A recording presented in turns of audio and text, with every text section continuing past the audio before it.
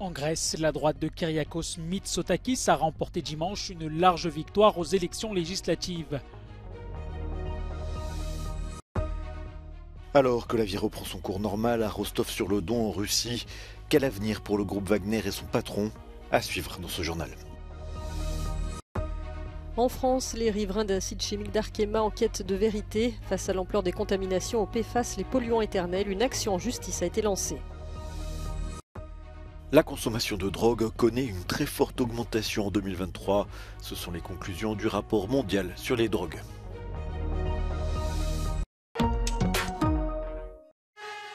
En Grèce, la droite de Kyriakos Mitsotakis a remporté dimanche une large victoire aux élections législatives.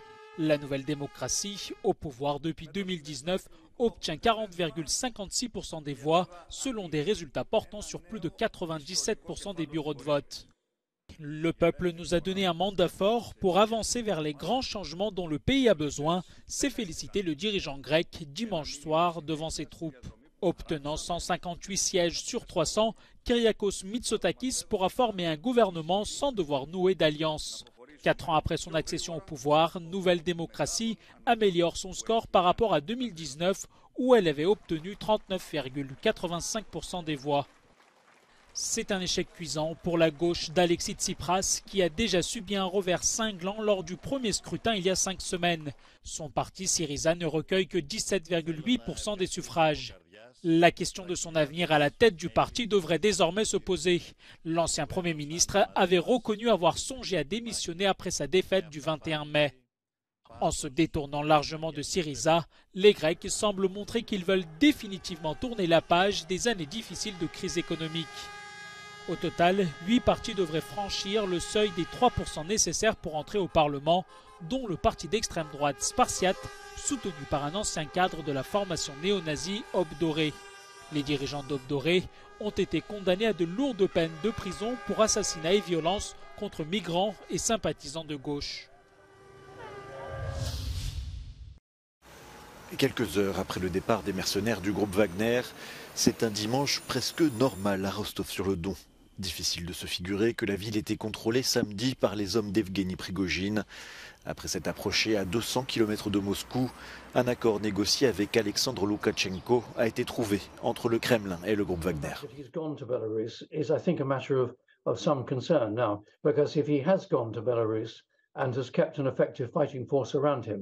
Then he presents a threat again to the Ukrainian flank closest to Kyiv, which is where all this began on the 24th of February last year. Que contient exactement cet accord négocié entre le Kremlin et Prigojine? Personne ne le sait réellement pour l'instant. Une partie des mercenaires de Wagner vont être incorporés dans l'armée régulière russe, mais l'influence qu'aura à l'avenir le groupe sur les décisions à Moscou reste un point d'interrogation.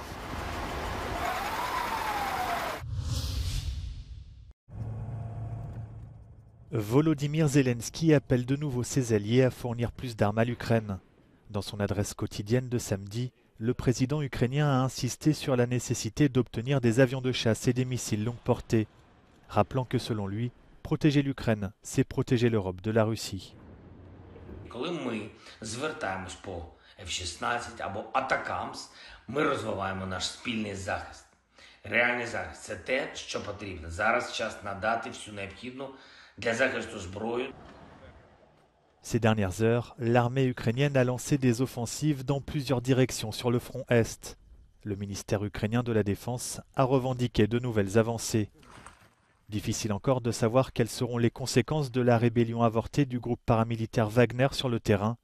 Celle-ci n'a pas empêché les forces russes de bombarder plusieurs villes comme Kiev, Kharkiv ou encore Dnipro.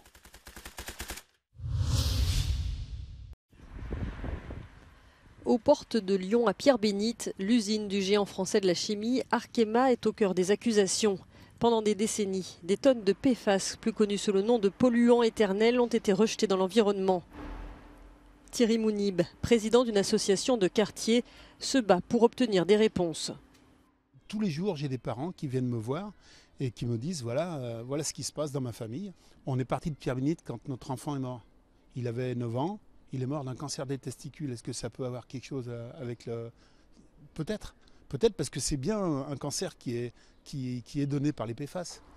Une récente enquête de médias locaux a dévoilé des taux alarmants de contamination dans le sang des riverains. Thierry dénonce l'inaction des politiques. Nos élus font en sorte que la population soit plus que rassurée. D'ailleurs, selon les déclarations de notre député, ça ne sert à rien d'affoler la population. De toute façon, on n'a pas de solution. Sol, air, eau, ces composés perfluorés ultra-toxiques et persistants sont partout. Dans le jardin ouvrier à proximité de l'usine, les conversations aussi entre inquiétude et colère. Des riverains et des associations ont lancé une action en justice, un référé pénal environnemental à l'encontre d'Arkema, une première en France. Objectif, faire payer au groupe une étude sanitaire des riverains sur le long terme, mais aussi réclamer une limitation immédiate des rejets toxiques. Arkema produit des PFAS depuis 1957 et il y a eu, selon le rapport de l'IGEDD, 3,5 tonnes de PFAS rejetées dans le Rhône par an. Depuis octobre dernier, suite à un arrêté préfectoral, ils ont commencé à filtrer. Aujourd'hui, on est encore à une dizaine de kilos par mois. Et nous, dans le référé, on demande à ce que ce soit en dessous des 1 kg. Sollicité, Arkema n'a pas voulu commenter la procédure judiciaire. Le groupe souligne que les réglementations françaises et européennes sont parmi les plus strictes dans le monde. Au niveau européen, c'est le règlement REACH qui encadre l'utilisation des substances chimiques.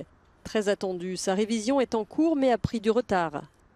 Une partie des perfluorés ont été interdits par la législation européenne, mais une grande partie, plus de 10 000 substances de la famille, sont encore aujourd'hui autorisées. On a très peu de contrôle en réalité sur l'état des eaux, des sols et sur les riveraines, les riverains qui peuvent être aujourd'hui intoxiqués.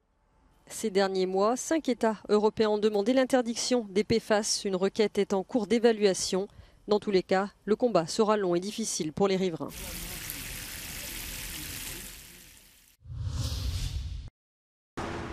Dans le monde, de plus en plus de personnes prennent régulièrement de la drogue. Selon les Nations Unies, le nombre de consommateurs est en hausse de 18% par rapport aux années précédentes.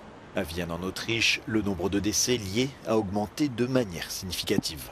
Ich nehme auch Drogen, ja. Was nimmst du so? Ich bin eingestellt auf Morphium, hier unter anderem Beikonsum. Es gibt immer mehr Leute, die was Opiate verkaufen oder es nimmt schon überhand das Ganze, dass immer billiger wird das Ganze.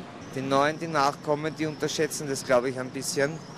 Und zwar extrem, also die Jugendlichen, die konsumieren und wissen gar nicht, was sie überhaupt konsumieren. Selon le dernier rapport sur les drogues de l'ONU, 296 millions de personnes consommaient des drogues en 2021. C'est 23% de plus que 10 ans auparavant. La substance la plus courante est le cannabis, suivi des opioïdes, des amphétamines, de la cocaïne et de l'ecstasy. L'augmentation du nombre de personnes souffrant de troubles liés à la consommation de drogue est encore plus spectaculaire, plus 45% au cours de la dernière décennie, et seule une personne sur 5 suit un traitement. Il existe néanmoins une évolution positive. We have seen that actually with the COVID pandemic, many countries have adopted innovative ways in order to reach the drug users with the services. And so this innovation now proved to be really increasing also the number of people that can be reached and even new patients coming to treatment. So that gives a sign of hope. West- und Mitteleuropa sind nach wie vor einer der größten Kokainmärkte weltweit. Während der Kokainkonsum in der Pandemie stagnierte, scheint er nun wieder anzusteigen. Zudem deuten die jüngsten Trends auf vermehrten Methamphetamingebrauch in Europa hin. Johannes Beschberger, Euronews, Wien.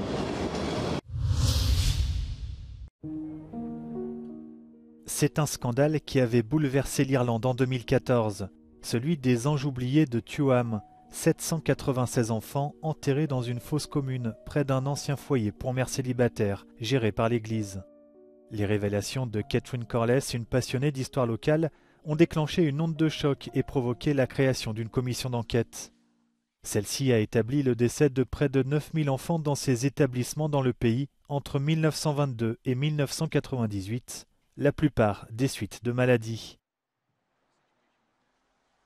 Women ended up in these mother and baby homes and in Magdalen asylums for a myriad of reasons. Many, yes, had had children outside marriage, but many had not. And in fact, the basis on which you could be convicted was very, very flimsy and quite wide. Dans son rapport publié début 2021, la Commission pointe la responsabilité des familles qui envoyaient les femmes qui attendaient un enfant hors mariage dans ces foyers. Mais le rapport indique aussi que le taux de mortalité très élevé de ces enfants dits illégitimes était à l'époque référencé et connu des autorités. In the sense from the church, it copper-fastened their position and their status and their control. In many cases, they were given the control of buildings in order to carry out this work, but also very early on in the 1920s, and it was developed throughout the period, the state devised a capitation system. So when a young woman, for example, may have a baby outside marriage and she would approach the local authority for assistance, if she was placed in one of these homes, the local authority would pay a capitation for the religious orders to, inverted commas, take care of her. Les investigations ont également permis d'établir que plusieurs essais de vaccins contraires à l'éthique ont été menés dans ces foyers pendant une quarantaine d'années. Aujourd'hui, les survivants attendent toujours de pouvoir consulter les archives. I think it goes to the heart of what has been one of the most damaging aspects of this historical legacy, and that is the kind of casual carelessness with people's records. And the fact that these people have a right to their records, as everybody does. We have a right to know when we were born, who gave birth to us, what illnesses we had when we were vaccinated. And I think that's a massive source of distress.